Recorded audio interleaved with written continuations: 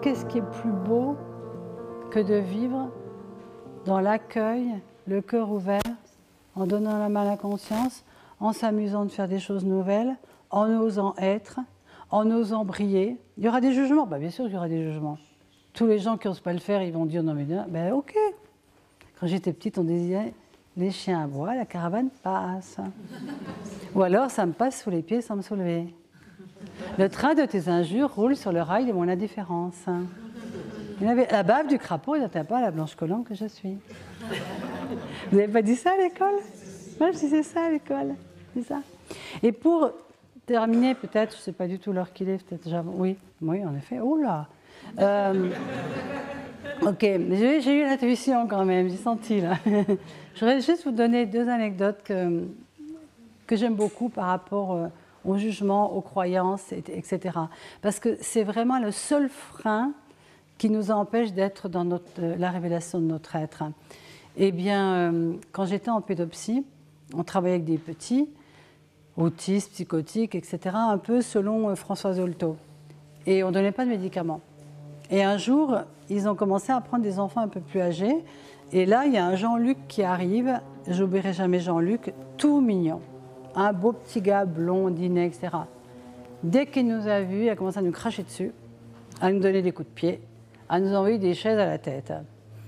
Bon, comme on ne donne pas de médicaments, et que juste on parle et tout, on essayait de transformer ça par ce qu'on était. Et moi, j'étais enceinte. Et en fait, tous les matins, je me levais en me disant « Waouh, qu'est-ce qui va encore nous arriver aujourd'hui ?» Et ça ne manquait pas. Et ça durait. On n'en pouvait plus, on en avait marre, on voulait qu'ils partent et tout. Puis un jour, on était en réunion. On fait la réunion qui dure, et tout d'un coup, à la fin de la réunion, on se dit « Oh mon Dieu, on a oublié, il y a une stagiaire qui venait pour être avec nous, et on a obligé de l'accueillir, et l'hôpital, c'était un vrai labyrinthe. Et donc, pas de stagiaire. Bon, on sort, on la cherche, puis on la voit arriver, tranquille et tout. Puis on lui dit « Oh là là, excusez-nous ». On lui dit « Oh mais c'est pas grave, j'étais à la machine à café, il y a un gamin qui m'a fait un café, tout ça, c'était sympa, on a discuté. Oh, c'est bien ». On dit « Un gamin? Mais quel gamin ?» On ne voyait pas quel gamin. Elle me dit « Je sais pas, il s'appelle Jean-Luc, je crois ». Je lui dis « Attends, tu as passé 1 heure avec Jean-Luc à la machine à café et il ne t'a pas craché dessus ?» Elle me dit « Non. Il ne t'a pas donné de coup de pied ?» « Ben non, mais il était adorable, on a vraiment... » Et puis, elle a vu nos têtes. Et puis elle était presque gênée, quoi, d'avoir fait quelque chose qu'il ne fallait pas. Puis, on a l'idée quand même de lui dire « Mais tu lui as demandé... Enfin, tu lui as fait quelque chose de spécial. Voilà, non mais... Voilà. Et alors elle cherchait, elle me dit « Ben non, je suis arrivée, c'est tout. » Et puis après, il y a juste une chose. C'est que quand je l'ai vu, il m'a fait penser à mon petit-neveu que j'adore. Et là, on a compris, quelque part. C'est que inconsciemment, parce que bien sûr, ça ne fait pas partie des choses conscientes, mais elle a projeté quelque part qu'elle l'adore. Et le gamin, c'est ça qu'il a capté. Alors que nous, ce qu'il captait, c'est qu'est-ce qu'il va encore nous faire aujourd'hui? Il y en a marre, il faudrait qu'il s'en aille, etc. Vous savez, le truc, le Pepsi Glace, où tout est écrit et qu'on croit qu'on ne voit pas. Et ça, été pour moi une leçon incroyable. Une leçon incroyable. Et j'étais qu'au début, parce que j'étais pas encore trop, on n'était pas dans toutes ces histoires de vibrations, etc. Et le deuxième, c'est un ami prof de maths qui nous raconte qu'il y a une maman qui vient à 4h30, enfin un peu tard, pour demander des infos sur sa fille Evelyne. Lui, il était un peu pressé, il a envie de rentrer, mais enfin bon, il dit, je ne peux pas l'envoyer promener. Evelyne, voyons. Ah oui. Oh, mais Evelyne, elle est intelligente, ça va. Elle me dit, attendez, elle est intelligente, mais bon, quand je vois ce qu'elle revient avec les notes et tout. Vous savez, madame, c'est la puberté. Donc, votre fille,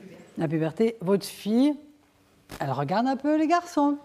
Et pendant ce temps, elle ne fait pas tout ce qu'elle a à faire. Mais ça va passer. Vous savez, si elle veut, elle va être... ça va être magnifique. La mère est super contente.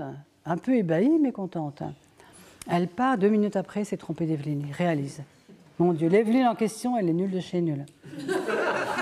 Il réalise 5 minutes après qu'il s'est trompé d'Evelyne. et que cette Evelyne-là, elle est nulle de chez nulle, qui n'a rien à en tirer. Mais il ne va pas courir après la mère pour lui dire non, non, bon, il a laissé. il a laissé. Et il a oublié. Et un mois plus tard, elle était devenue la meilleure de la classe. Alors ça, je vais vous dire, ça fait au moins 40 ans cette histoire, il n'a jamais oublié, parce que lui aussi, il a compris. C'est que les points de vue qu'on a sur les autres, même si on ne les dit pas, les amènent à adopter un comportement qui correspond au jugement qu'on a dessus. Changeons les jugements, les opinions sur chacun de toutes les personnes. C'est pour ça que souvent, dans mon travail, on a tendance à dire le soir, avant de vous endormir, détruisez l'idée de la relation que vous avez avec votre mari, vos enfants, etc. C'est-à-dire lâchez toutes les idées, lâchez tous les points de vue, et vous allez vous réveiller avec un étranger, une étrangère, et tout va être possible de nouveau. C'est cet enfermement dans une famille. Regardez, dans votre famille peut-être, je ne sais pas. Moi, il me voit toujours comme j'étais il y a 40 ans. Hein. Il me parle toujours avec les mêmes gna. Enfin, bon, et parce que, ben oui, mais parce qu'ils ont mis une étiquette un jour, et cette étiquette, si on l'ôte, ça va déstabiliser toute la famille. Vous savez, c'est ce qu'on appelle la systémie familiale aussi. Quand il y en a un qui va mieux dans un groupe, bon.